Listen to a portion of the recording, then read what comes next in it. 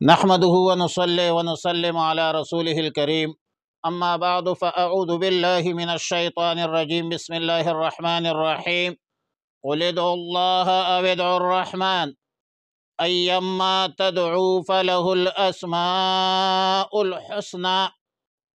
پارہ نمبر 15 سورہ بنی اسرائیل، رکوع نمبر 12، آیت نمبر 110 111۔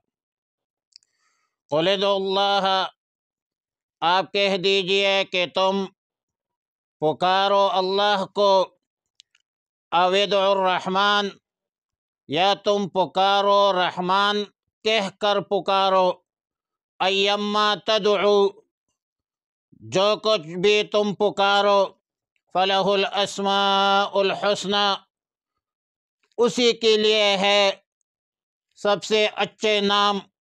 ولا تجہر بصلاتک، اور بلند نہ کرو نماز میں اپنی آواز، ولا تخافت بہا، اور نہ بالکل آہستہ، وابتغ بین ذالک، واطلب بین ذالک، اور ڈھونڈو اس کے درمیان سبیلا، درمیانی راستہ۔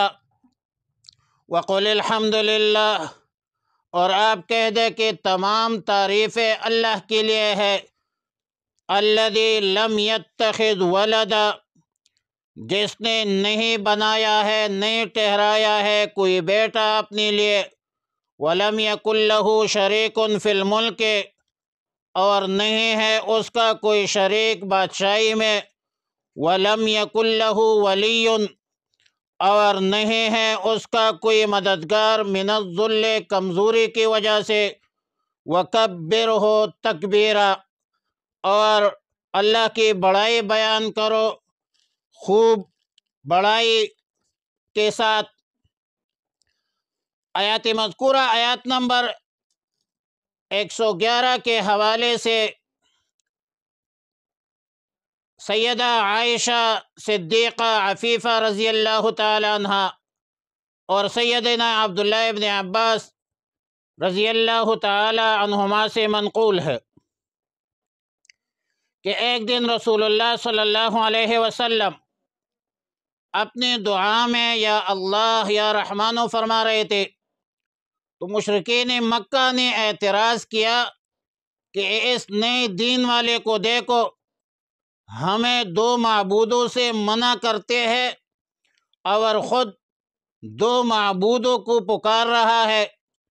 تو اس پر آیات مذکورہ نازل ہوئی کہ قل ادعوا اللہ او ادعوا الرحمن، جس کا مطلب یہ ہے کہ اللہ اور رحمان کو پکارنا دو معبودوں کو پکارنا نہیں ہے، معبود، مقصود اور مسجود ایک ہی ہے، جو وحدہ لا شریک لہ ہے، جس کے ذات اور صفات میں کوئی شریک اور کوئی سہیم نہیں ہے۔ مشرکو، تمہارے عقیدہ کے مطابق معبودوں کی ذاتیں متعدد ہے اور بے شمار ہے، اور فرمایا کہ میرا رب وحدہ ہے، یکتا ہے، میرا رب معبود حقیقی ہے، مسجود ہے، معبود ہے، جس کا اسم ذاتی نام اللہ ہے، رحمان، رحیم، قہار، غفار، غنی، مغنی، یہ سب اللہ کے صفاتی نام ہے، بلکہ اس کے علاوہ 99 نام ہے جو سنن ترمذی میں معصور ہے۔ یہ سب اچھے اچھے نام اللہ ہی کے نام ہے۔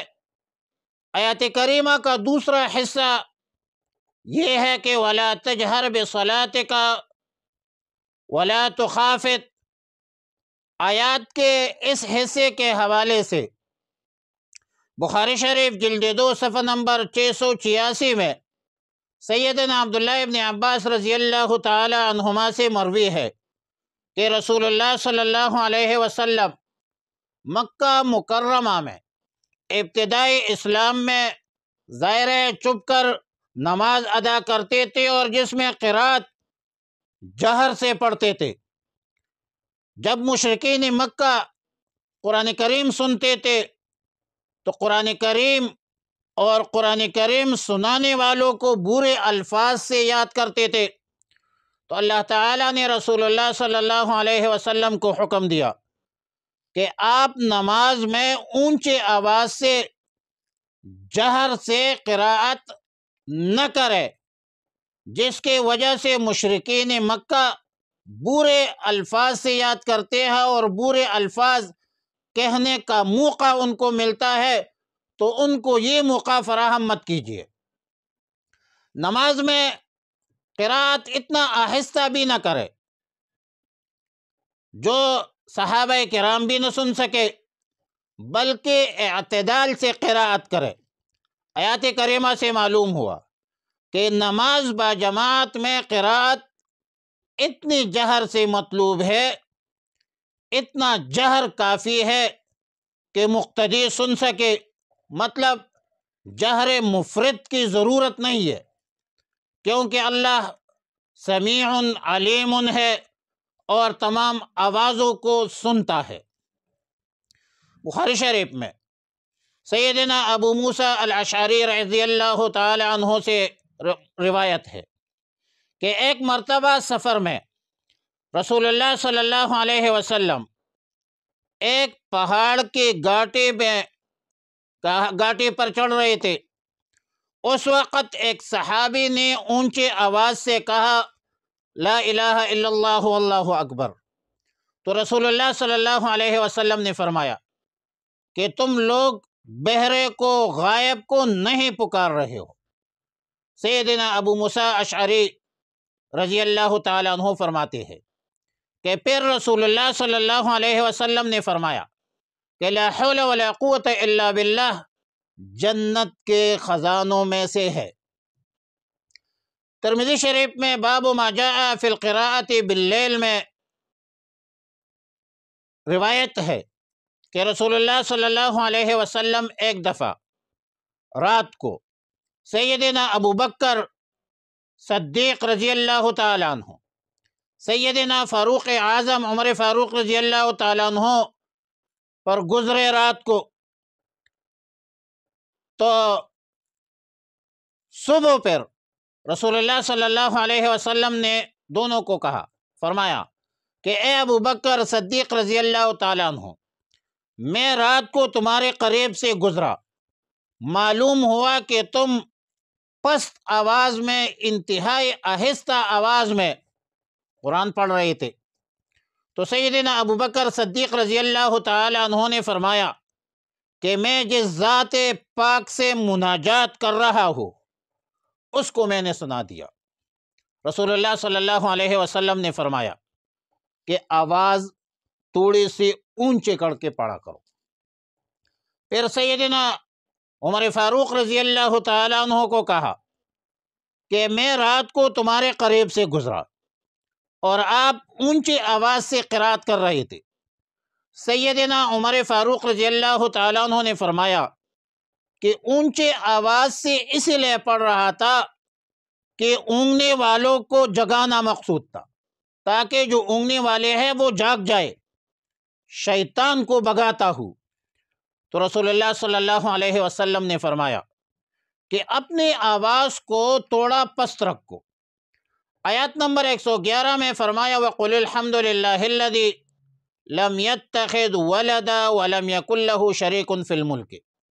تفسیر در منصور میں سیدنا حضرت محمد ابن کعب قرظی رحمۃ اللہ علیہ سے منقول ہے کہ یہود و نصارہ اللہ کے لیے اولاد تجویز کرتے تھے۔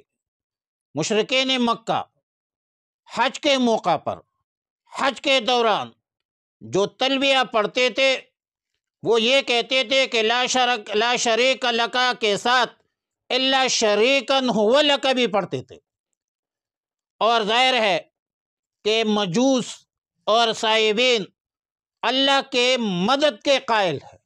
مطلب یہ ہے کہ مخلوق خدا کی مدد نہ کرتے تو نعوذ باللہ اللہ تعالی عاجز ہو کر رہ جاتا۔